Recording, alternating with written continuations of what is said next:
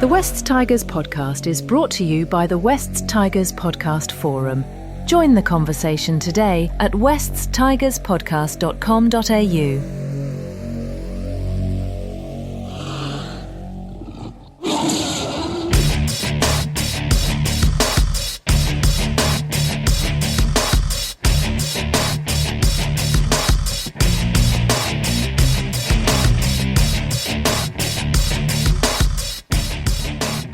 Episode number 466 of the Wests Tigers podcast. A little bit of a mid-season review kind of episode this evening.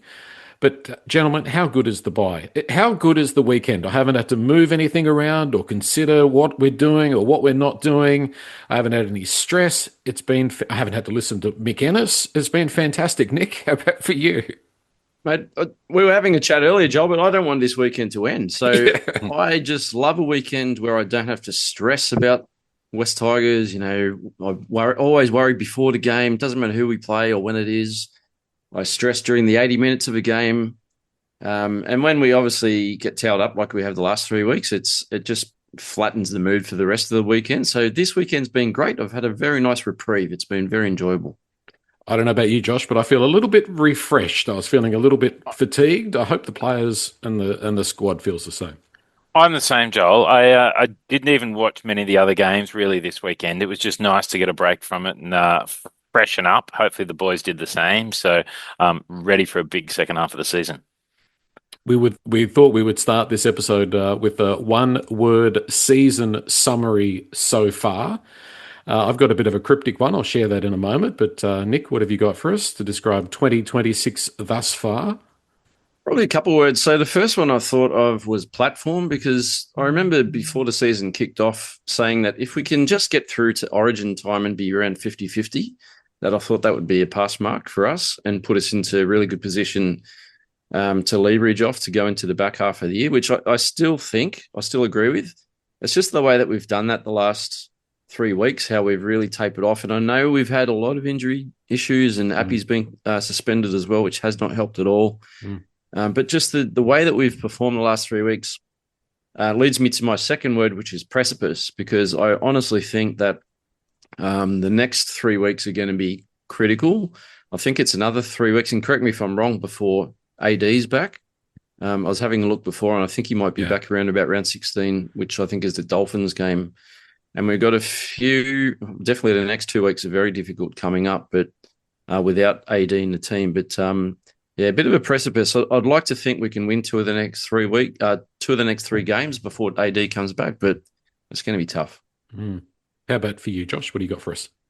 Cruelled is my word, Joel. It's been such a great first probably 8 weeks of the season. I think we're in a really good position and kind of standing out. And then the injuries over those last 3 weeks have just cruelled our season. So, I think it's, we'll talk more about it, but I think it's really been a kind of season of two parts. I think, as I said, we had up until end of round 8, the Canberra game was in round 8. We had a fairly fit squad. I think everything was looking great.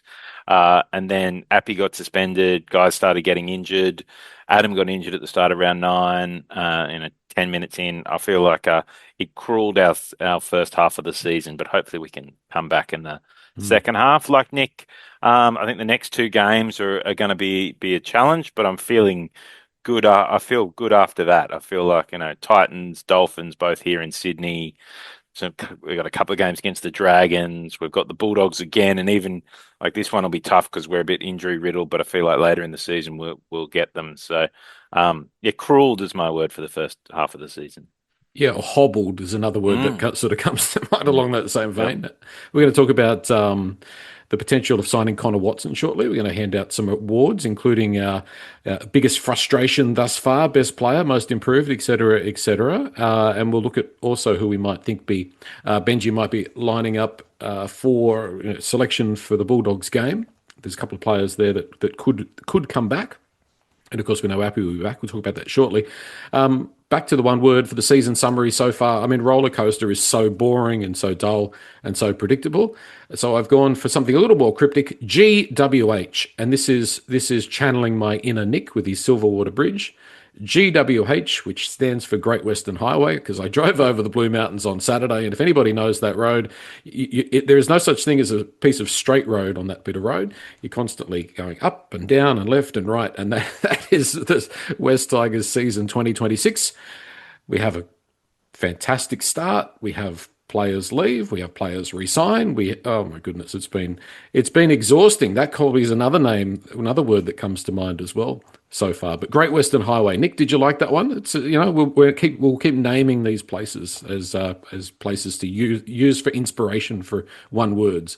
Yeah, well, I guess the Great Western Highway, it's obviously a very important thoroughfare through various parts of Sydney to regional New South Wales, but you can't really jump. Well, you could jump off the highway and without doing too much damage, but you can also get hit if you're unlucky enough. So equally as dangerous as a bridge, but yeah, very good job.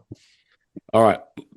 A long way from the Great Western Highway is Allegiant Stadium in Las Vegas, where the West Tigers will be going in late February. No surprise, Josh. It's been something that we've sort of had a feeling that we're going to be involved in. I think it's fantastic. I did that little short video. I just think this is something that puts the West Tigers on a massive stage, and I think it can only be good for West Tigers, for our players. I know that it's going to be a hard game, and I know it's definitely probably a bit of a hurdle early in the season, all that travel, etc. But are you as excited as I am about the prospect of the Tigers playing in America? Look, I'm think it's really good for the club. I think the Vegas venture has been reasonably good for the NRL. I think it's been, a great experience. I know a few people who have gone and had a great experience. So I think for the club, it's very exciting. Me personally, I won't be going to over, mainly around some family stuff and some other things. The kids would want to come, and then I got to pay 20 grand to go, not just 5 grand to go. So that's the key factor. But no, look, I won't be going, but I am really excited for the club. I think it's really exciting.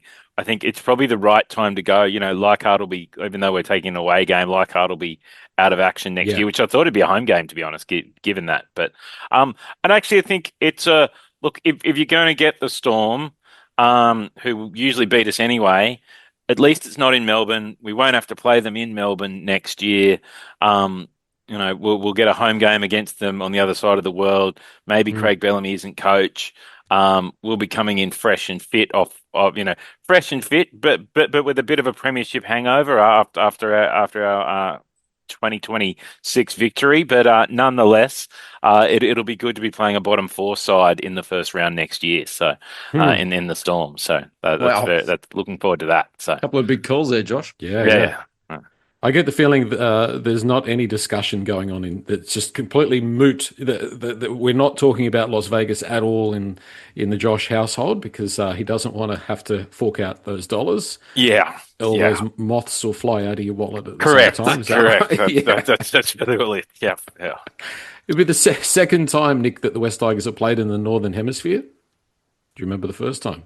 Yeah, World Club Challenge, which we also lost. Got up really early, and that was really disappointing. Yeah, I went to Balmain Leagues Club for that with quite a few other Tigers fans, and sat there all depressed. So that was not an enjoyable match to watch. But yeah, hopefully the Vegas round at Allegiant Stadium will be a little bit better for us. But yeah, like Josh said, I mean, no better time to play Melbourne than round 1 when you're hopefully full strength. Hopefully there's no issues during the off-season or pre-season next year. But we'll see how we go. I also won't be there, sadly. So, Joel, you might be there on your own, mate. Yeah. Flying the flag for the podcast. I've been drawing up my itinerary this afternoon, and there could be a stop in at Disneyland on the way back, and a bit of a road trip. You're going on the roller coaster? Yeah, there you go. Yeah. I'll be very, very at home being a West Tigers fan, being on the roller coaster. But hey, why not? Like, it's a once in a lifetime opportunity. So, I'm looking forward to it. So I think, just on the game side of things, the narrower field, I think, will probably help us against Melbourne. I think that's probably, if you want to play Melbourne somewhere, you want to play on a field where you might have a bit of an advantage. What do we think in terms of the West Tigers for 2027? I know that we've got the core, and this is a question without notice, but how do you think that team will run out for round 1 in Las Vegas, Josh? Do you think that I mean, we're going to have the Samuelas and we're going to have the guys that we know. But, if we looked in that crystal ball, do you think there's any significant changes or anything of great interest compared to, what we know about the team now? Can you make I any think predictions? I think a lot of the positions will be settled if I think about it. The spine will be settled. The forward pack I think is settled. The bench, who knows, but that's not always that significant. The one that I think will be interesting will be the outside backs. I mean, you could say Taylor May will be a certainty. If I'm going to have to pick it today, Taruva obviously on one wing. The question for me is who's playing the other centre and the other wing spot. I imagine one of them's Makasini.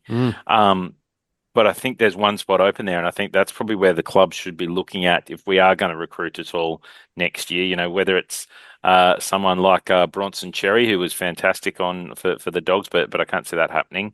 But that kind of thing. So I think there's one outside back. I'd kind of like a tall winger if we can find one, because I'm a bit sick of short wingers. So hopefully we find a tall winger to be playing on that side in Allegiant Stadium, flying through the air of Las Vegas. Yeah, well, that's an excellent point, Josh, because there's been a lot of discussion on the socials, on the West Tigers podcast forum and around the traps around let's target a right centre, but maybe Makasini's your answer there at right centre, and or Taylor, if that works out, I think Taylor could play on the right. I think that would be a possibility. Yeah. But Nick, maybe we need to be looking for a tall winger, as Josh says. We had one. We let Alex Lobb go. So wow. You missed the boat there, Josh. Ron Massey Cup somewhere, isn't he? I don't know. I hope he's well. I liked Alex. I met him briefly at the cafe at Concord last season. He's a really nice fella. So, Alex, big shout out, mate. Alex, no offense, Alex, but I had completely whitewashed Alex Lobb out of my memory. And then until you mentioned him, then he's in the Zaxini file. Oh, yeah. There's a blast from the past. How good was Zach when he debuted? We've gone completely off tangent here, but yeah, he was a bit of a guru when he first started playing for us. He came out and I think he scored on debut, and he did, yeah, and looked really good, and then disappeared.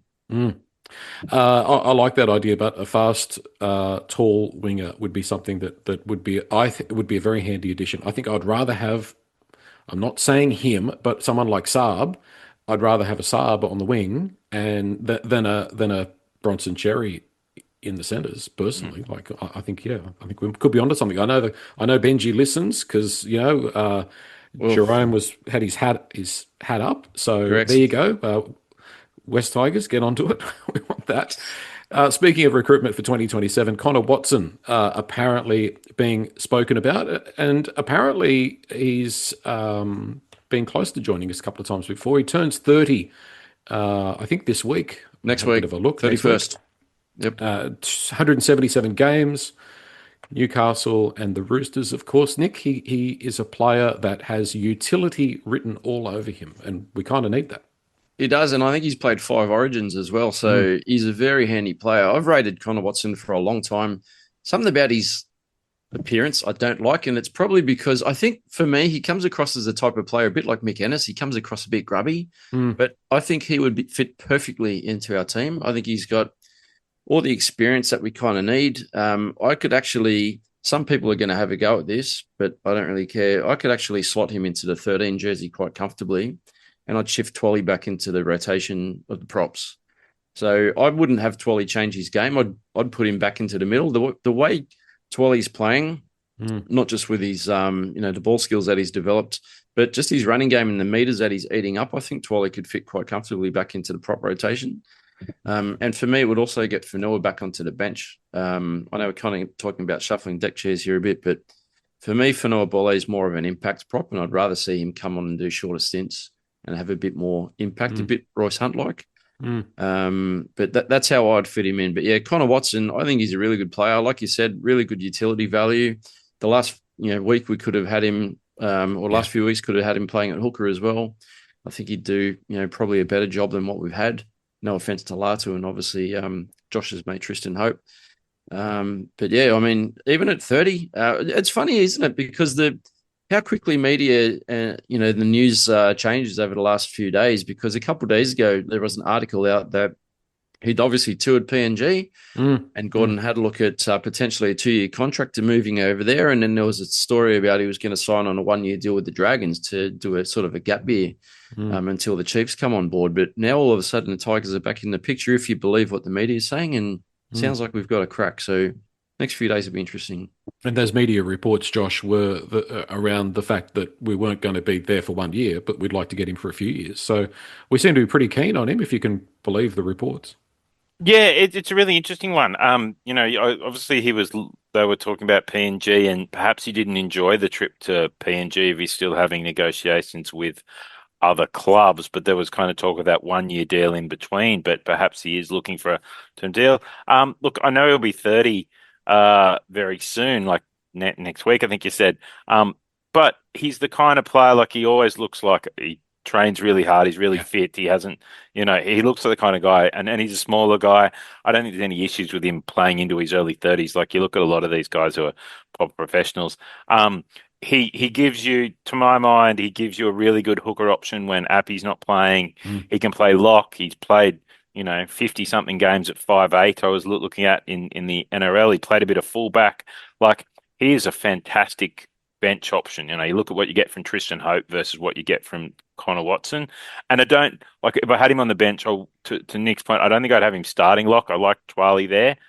But I think I'd have him coming on to play some time for Appy, but also being able to come on, play some lock. The interesting question for me is what that means for Latu Fainu, but perhaps it's around the fact that Luai is leaving and they're going to see Latu more as a half 5'8" next year, than that kind of 14 utility. But it'd be interesting to see what happens if he does come, because if you can put together a perfect utility player, a perfect number 14, Connor Watson is a great resource to have if you can get him. And if you can use it, sorry, not the right term, but if you can utilize his contract as a way of more easily and less stressfully injecting Jared Hayward in the next couple of years, then I think that's another positive move as well. Nick? I just feel really sorry actually for Latu, because he's kind of been a bit of a gap fill to quite a few positions so far. Like, we signed him on as a long-term half option. I think we signed him for 4 years and 500,000 a season. So good money for a youngster. Is this his third year now at the club? Yeah, I think it would be. I think it might be his third year. So again, like, a few weeks ago, talking about media reports and how quickly they changed, the stories were that he was being touted as a long-term 13 and maybe morphing him into that sort of a role. Then last week he comes out and he's playing 9. I know he was backfilling because, we tried Tristan Hope for a bit and maybe it wasn't working as well as we hoped. And obviously Appy's our out and out 9 when he's good to go. But I guess if you're going to bring in Connor Watson, I can honestly see great value in doing that, especially with the experience that he's had. It just makes me wonder what Latu's going to do. And I know, Josh, you're saying, potentially when Romy leaves, there's an option there for him in the halves, but he's got to wait another year. So that'll be at the end of his 4-year tenure.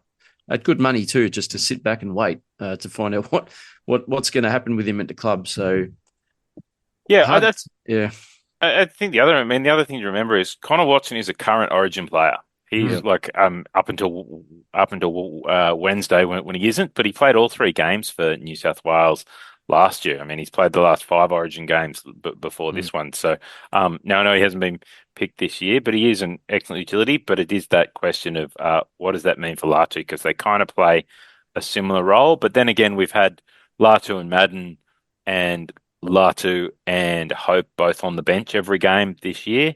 But then it comes down to how many minutes do they actually get playing very similar roles. So, I think we're a long way off being able to have somebody that's 85, 90 kilos at lock, because Terrell and Fanua just aren't.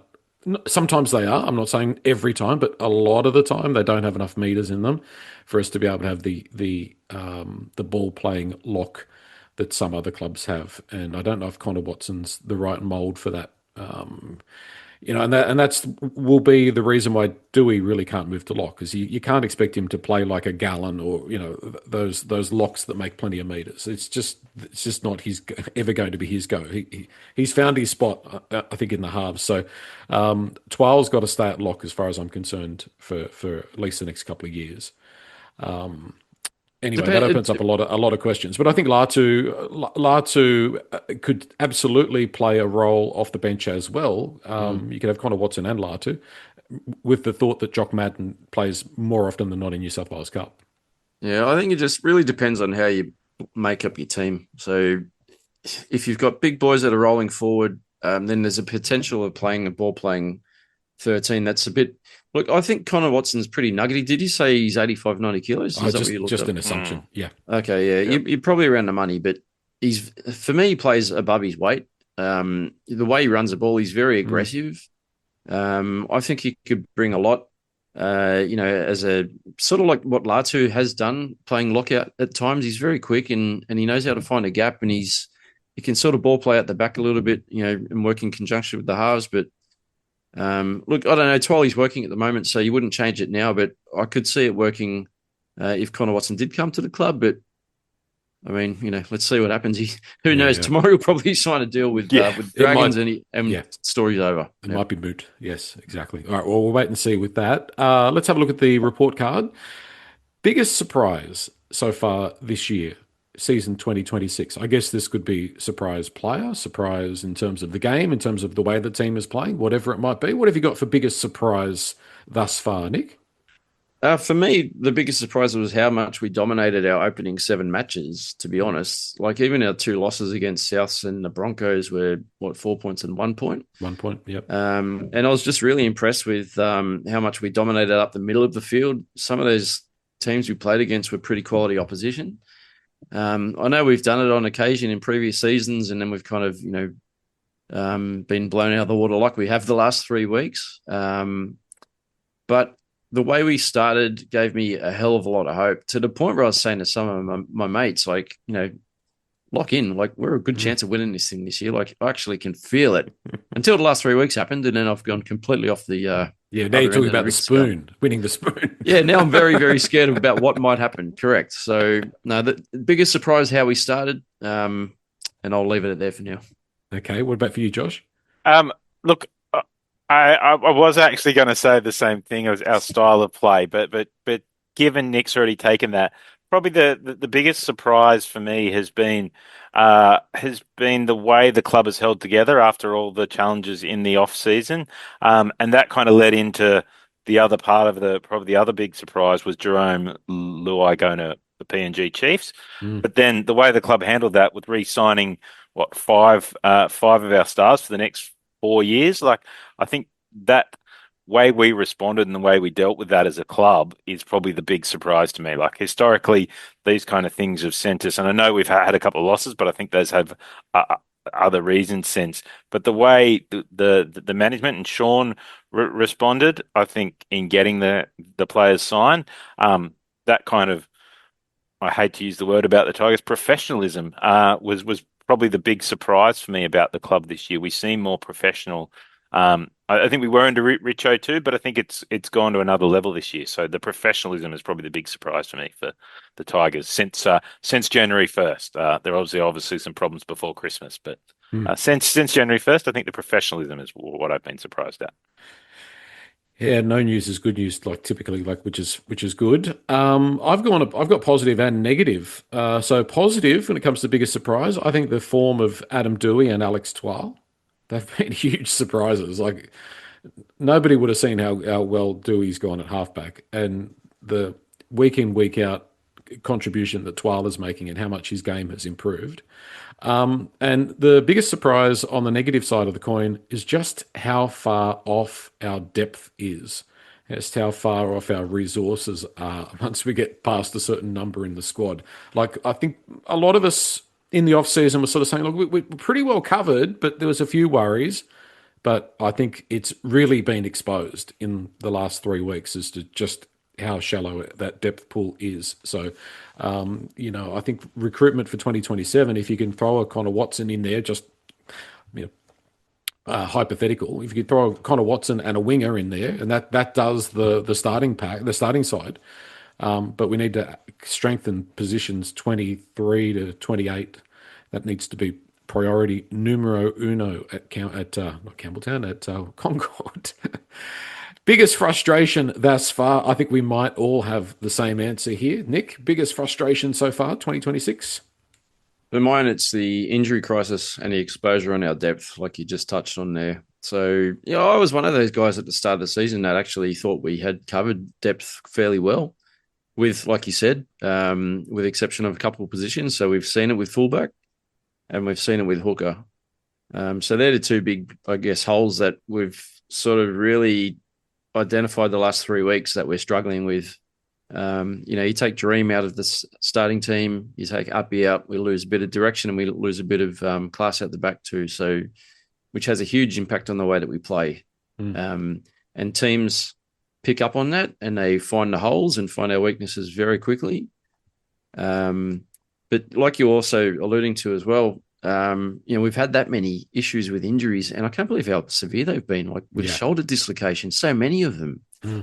And Taylor's the most recent one. Like that was in the 72nd minute or something in our last game against Manly. Like that was just horrific. And I haven't heard any update on Taylor. But last I heard was potentially he's gone for the season. But that's massive. And you can plug holes with depth players, but you can't replace quality with quality. Not when you're all structured under a salary cap. So everyone's going to be hit hard when you're trying to fill places for starting players with injuries, but we're finding out the hard way at the moment. Look, I fully understand that any team that loses a 1-6, a 1-7 and a 9 is going to struggle. You can't have origin players sitting in reserve grade, but I think just how far off some of our options have been from first grade standard is what I'm talking about. So I know I'm being a bit discourteous to those guys, but they are, in my opinion at least, fairly well off the pace, Josh. I mean that they are, and that probably reflects that a bunch of them are off contract, and there's been no move by the Tigers to re-sign them. But there's also been no move by any other club to sign some of them either. So that probably reflects about where those guys are. And I think that is probably similar at a lot of clubs, and sometimes it depends a bit of luck on which position you do get an injury in. We seem to have got injuries these last few weeks in virtually every position, so injuries or suspension. So that I think sometimes you can bring in one or two guys and surround them with 11 first graders.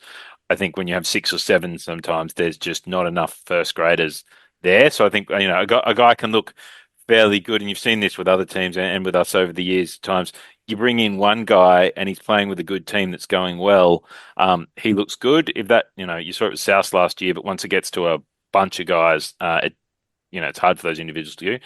My biggest frustration for the year though was actually the 2 losses to Souths and the Broncos.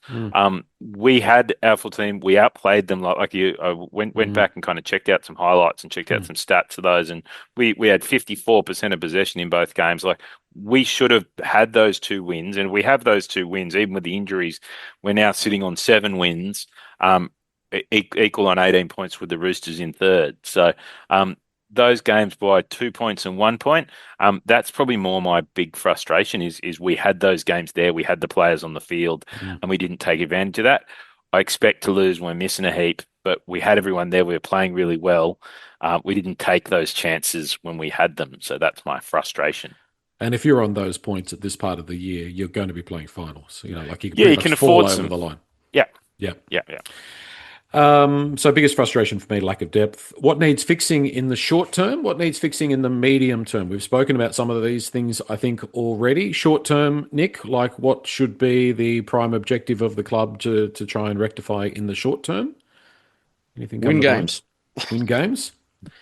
Yeah, I don't know. Like we've fallen off a cliff. Like I don't even know if you can say the effort hasn't been there, because the boys have been trying, but they've been completely outclassed. Yeah. But I also think that teams have just been picking us apart. Like teams have figured out, okay, well, we're missing, or the Tigers are missing Dream out the back, so they've got a small fullback who's not going to be as potent. They've got a couple of small wingers, very easy targets for high balls to the corners. Even high, targets for bombs. Let's just pepper Heath Mason out the back and we'll come up with something. I'm not sure how you fix it. I know I think the last thing that we're going to talk about this evening, Joel, is potential team to play against the Bulldogs. And I've probably got a couple of left field options there. But how you fix it, I think we've done well by having the bye when we had it Yeah. because we needed a break. So all I can say is I hope they come back refreshed and ready to go next week against the Dogs. I did watch that game. Josh, you said you didn't watch too many games. It's probably the one full game that I watched on Friday night, the Bulldogs game. Funny game because it kind of swung quite heavily. I thought Bulldogs weren't really in the game in the first half, and they had everything go their way the second half. So Yeah, the Dogs should have won by actually the one I watched most of too this weekend, and I thought the Dogs, they did win, but they should have won by more. Again, they had lots of ball. They're not a great attacking team. Melbourne's defense down that right hand side, like we even saw it when we did lose to them. Well, but Taylor May was ripping them apart over there. Like their right hand side defense is just horrific this year, and the Dogs took full advantage of that. And I think the wet weather helped them.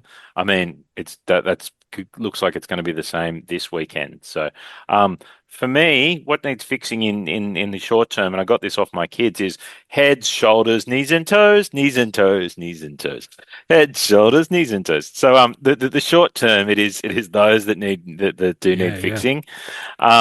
In the medium, that's it. Josh, that's sorry, it you got that far. We all clap hands together. We just and then we all clap hands. Yeah, it's good. It's good. And in the medium term, I think we get those guys back. I think it's around probably adding a player in the outside backs. I think adding some depth. Look, I mean, a hooker if Appy went down again, it'd be great. But you know what? If Appy goes down, we're probably just not going to win. So it almost doesn't matter who the fill-in is there. But I think the outside backs, we probably need a little more depth in the outside backs. So trying to find someone to come in there would be the medium-term thing for me. Oh, I think short-term, is hopefully what we spoke about at the beginning, which is using this week the bye round to rejuvenate, regroup, get back together, fortify the line a little bit. I think we've got to try and play guys like Skelton, play a little bit of experience as much as possible in the next couple of weeks while we're still short a few guys. What about the medium term? Medium term to me is 12 months to 2 years. I think obviously what we've spoken about, depth. I think a little bit more speed and a little bit more size in the backs, as we've already spoken about as well. Anything else sort of come to mind for that sort of medium term goal, Nick? I think you hit the nail on the head, and Josh has said it too. I think if you're talking the next 12 months, we've got to really have a good look at the end of this season and even beforehand, the old shredder list, Joel. You've got to start putting some names on who is on that shredder list. So Josh has said it before, there's players that will never play NRL, at least for West Tigers, and probably no other clubs. Someone might pick them up, but I don't want to name names. Josh is very good at naming names, and I don't want to get on the bad side of people, so I'm not going to name anybody, but no, you might have to play golf with them one day. I may have to play golf with them. So I'd love to play golf with anyone that's affiliated with West Tigers, but I'd love another invite, but that's another story.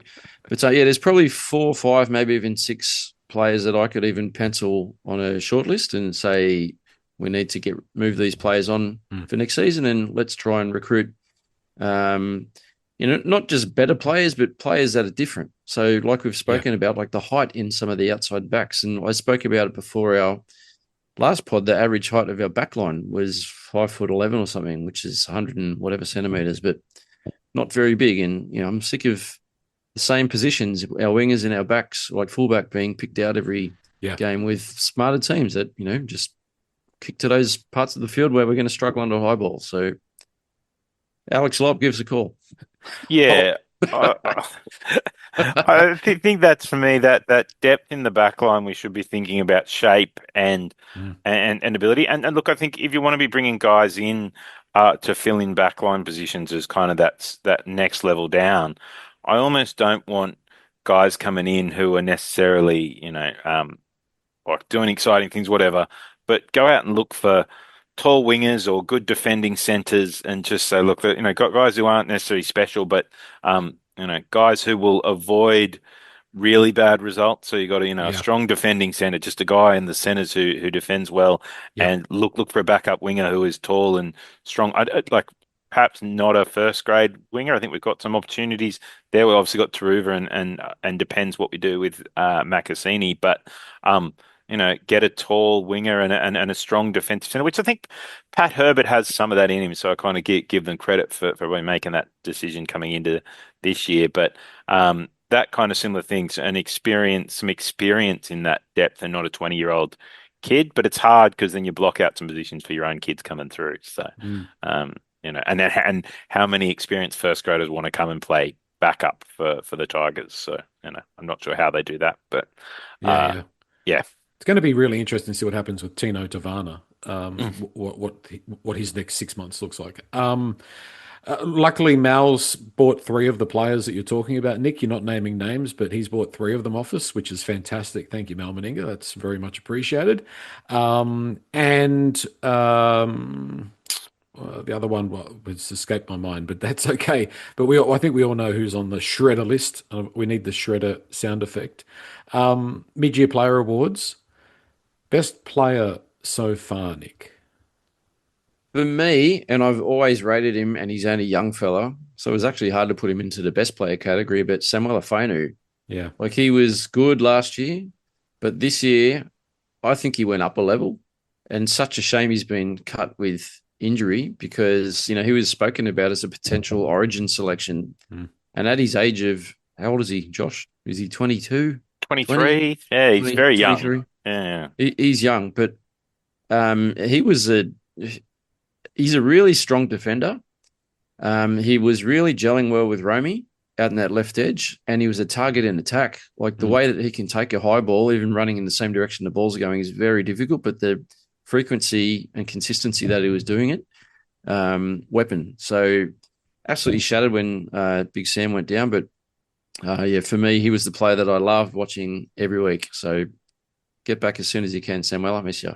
It was a bleak, awful afternoon out there at Cronulla. Yeah. Oh, yeah. Josh, best player so far? Well, I considered Sam Fainu too, and obviously I considered Appy because I think sometimes we forget just how good Appy is, but perhaps over the last 3 weeks we remembered how good Appy is without him. But my best player this year has been Adam Doueihi. I think to come out last year he played centre most of the year. The year before he was injured with his knee, and then to come out and really take control of the team and lead the team and be not just in the Origin conversation, like he was going to be on the bench for New South Wales. I don't think that was, that seemed fairly certain till he got injured. He was sensational this year and until his injury. And I think we're really missing not just his play, but his running, his kicking game, just his energy and his voice around the field. And even his defense was good. So Adam Doueihi, my best player for this year so far. I think if you didn't know anything about rugby league and you got somebody to watch our first 6 or 7 games and you said, tell me which of those players out there is the highest paid player on the field, I think 9 out of 10 people would have gone Adam Doueihi. 100%. So, yeah, very, very, very good points. I have gone 12 just for that consistency and, as I mentioned earlier, and as I seem to mention every week, just how much his game has improved. What about on most improved this year, Nick? Who have you got on your sheet there? You just said his name, Alex Twal. And Josh is probably smaller because I'd say you probably had him as well. Yeah, and I've got 12. Yeah. 12 as well. We've said it all year. Twaley's grown another leg. This season he's and I don't mean that metaphorically, but he has gone up a level. He's brought in ball playing ability, which he didn't really have. He's brought in a little bit of step as well. He's become the 13 that we were all hoping that we'd find a 13 during the previous off-season. We didn't think we had one. But he has become that 13 that I'm now talking about, giving the 13 jersey to Connor Watson. But, yeah, Twally, extremely important. And another one of our great starting players that when he's missing, like we saw last week, you really notice that he's not on the field. But the amount of work that he gets through, it's always very, very high. We know what his tackling, his defensive game's like, but he's introduced a very good attacking side this season. So, yeah, Twally for me, most improved. His strike rate as a try scorer hasn't improved, but that's not yet. One area of his game that hasn't improved. Not yet. It's coming, is it, Josh? Is that a prediction that Alex Twal is going to score a try this year to go to number 3? Look, I definitely think he will, and he was my most improved because it's changed. But the other one I did consider, who actually has been a try scoring threat this year, is Big Royce Hunt. I think last year he spent most of the year in reserve grade and was overweight and was and was generally unimpressive. The change in his play this year, like if I think back to a lot of those early games, we were actually down quite often in that first 20 minutes, and he's come on and changed the game. Now, at the last couple of weeks, when you're down by 24, when the reserves come on, there's not much they can really do. But I thought for the first 7 or 8 weeks of the game, he's been coming on and really changed the game. He's been playing extra minutes. He's been chunked in the middle. His defense has looked better. So I'm going to give. Well, it is Alex Twal. I think Royce Hunt deserves a shout out for his big improvement this year too. So Okay, it's funny because I feel exactly the opposite. I've got Royce, and I like Royce, but I've got Royce in shredder territory. Yeah, I've been really disappointed in him in the last few weeks, especially. Best signing so far. We didn't sign too many players, so we've got a field that would include Ethan Roberts, Bunty Afoa, Kai Pearce-Paul, and I think that might be as far as we can go for 2026 signings, Nick. Should we just say KPP and move on? KPP, KPP, KPP. KPP, exceptional. Now, this is going to be an interesting one. Best young player. Now, if you'd asked me before the Cronulla game, I would have said Tavana. Like Makasini, he was great in the trial and he'd done a couple of good things, but I thought Tavana was looking fantastic, and then he had the Cronulla game, and I've snatched the Rookie of the Year award away from him. And I guess the only other player that fits in is a guy that's only played one game, Ethan Roberts. But at the moment, who do you think's on track to win the Rookie of the Year for the West Tigers, Nick? It's a very small sample size, which makes it very difficult. But Hamasi Makasini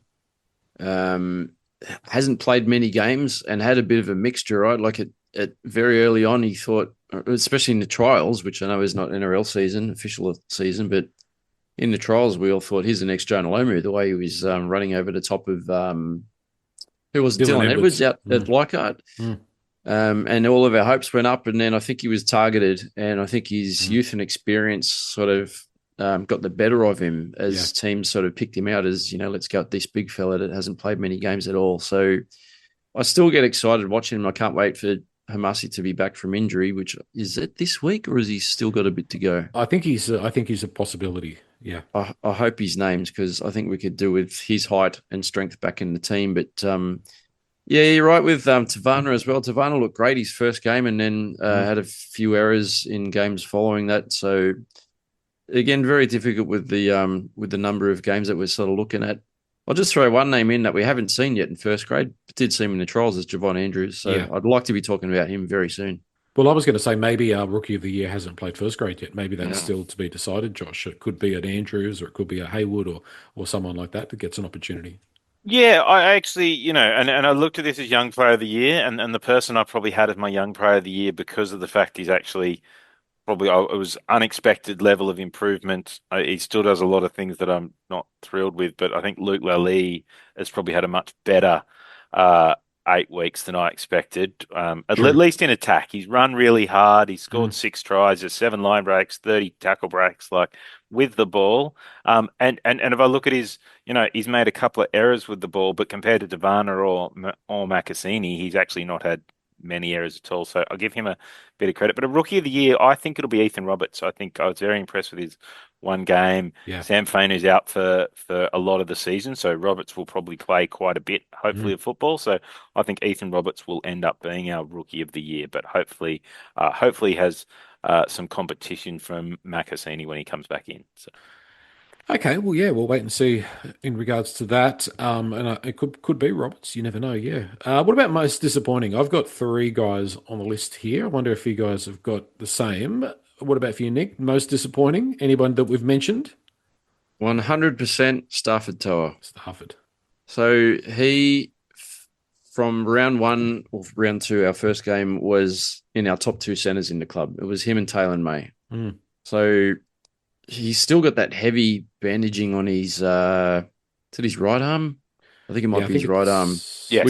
Which I'm sure is impacting the way that he's playing, because he looks a shadow. Yeah. He's a shadow of the player that he was a season ago, or even longer ago. But I really wanted to see the best of Stafford this year. And I honestly thought, when you look at our best 1 to 17, when you look at the balance on left and right, Stafford Toa at his best on one side, Taylor May on the other, like they could do some serious damage. Yep.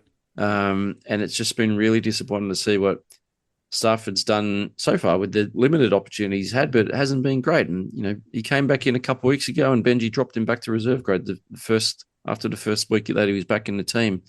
I did this afternoon have a quick look at the highlights from the last Magpies game that they played against Penrith. And it's only like a 6-minute highlight package. It's very short and you don't see a lot. You generally see the tries and what leads up to that play, etc. But Stafford looks a little bit out of sorts, especially in defence. He looks like I won't say a turnstile, but he got caught in defence very quickly a couple of times where he was out of position, or maybe the Penrith players put a bit of a move on him and he didn't really know what was going on. But and I know he was involved in the last touch before our winger scored, or the Magpies winger scored in the second half out wide, but that was just a bit of a shuffle in, throw the ball outside to the winger, and the winger crashed over. But we may see Stafford back out of default this week because we're short of options. We may, Joel. But yeah, very disappointing in what I've seen so far. It's not always like we're not necessarily talking about effort when we talk about most disappointing. Like most disappointing, I think you have to take into account that injury, Josh. There's clearly he's broken, but why isn't he getting surgery?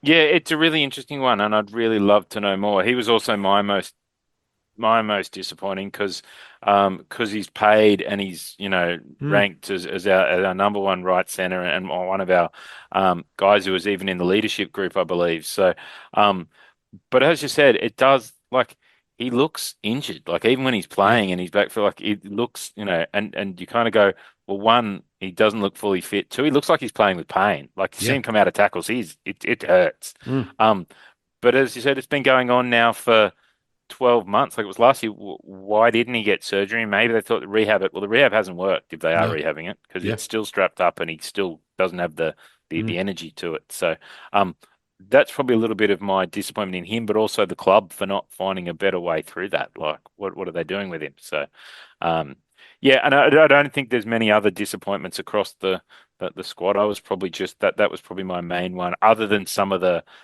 depth players, but I probably didn't have that higher hope for the like of Tristan and for Heath. So it's probably not that I'm disappointed, just they're probably as expected a little bit for me. So yeah. I've also obviously got Stafford there. I think I just get the feeling that the bus is going to be stopping soon and Stafford's going to be getting off. I just get that feeling. It's just got that smell about it. I've got Macassini, and it's not having a shot at him and it's not a criticism, but just like we had our hopes up and we're pretty disappointing, with what we've seen, but 1,000% he's been targeted. Like, not many guys get targeted like Macassini has been targeted after what happened in that trial match. And I've also got Sione, like not so much for the early part of the year, but for the last month, just really disappointed in how Sione's going. Yeah, I thought about that one, and I thought as a bench prop, I'm really happy with what he did. When he's been starting these last couple of weeks, I'm very unimpressed. So perhaps that tells me his position is bench prop, and that should be where his kind of level is. Because I agree. The last few weeks when he's been playing back row or playing lock, it's not been great.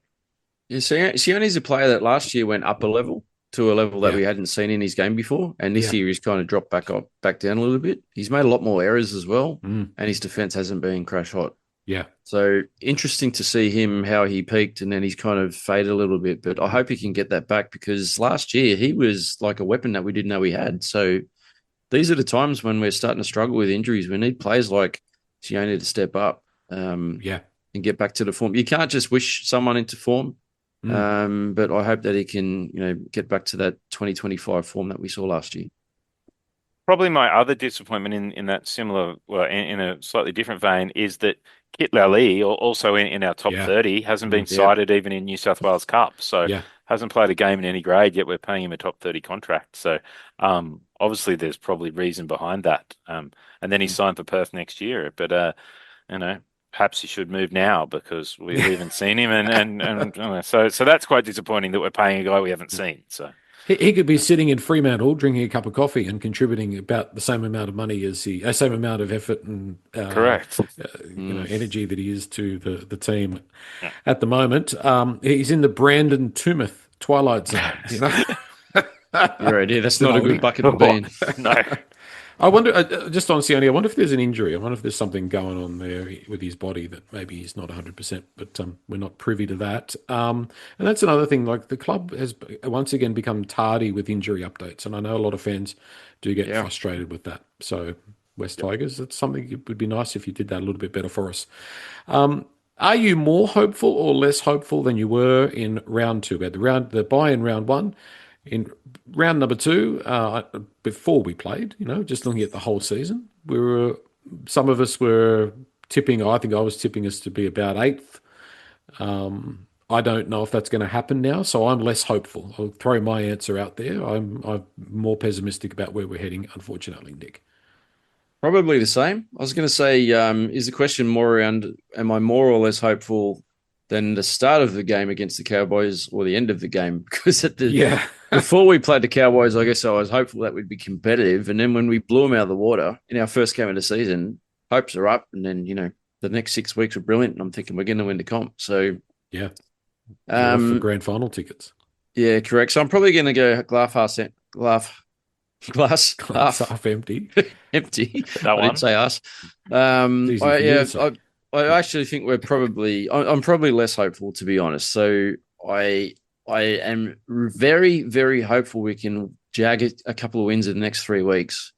Because if Dewey comes back in a month and we've lost 6 straight with the bye in between, I think we're in a really bad position going into, trying to mount a finals charge. So yeah, we got to stay in contention.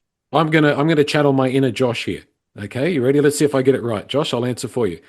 No, we're on the right track. We'll get these guys back, and we're definitely heading for 7th or 8th position at worst. Am I right? Yeah, you're fairly close, Joel, and I am more hopeful. And I'll tell you why, because at round two, before round two, it was the start of a Tigers season. I might have been feeling optimistic, but I'd lived through a lot of seasons where I'd felt optimistic and not.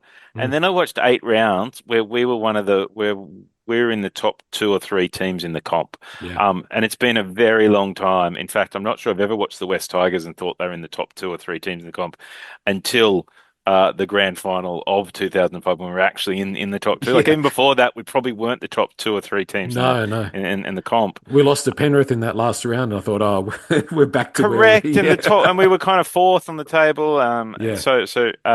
So I thought that the fact that we actually have the ability to be that good and to put that together. Now we've lost some games, we've been injury riddled.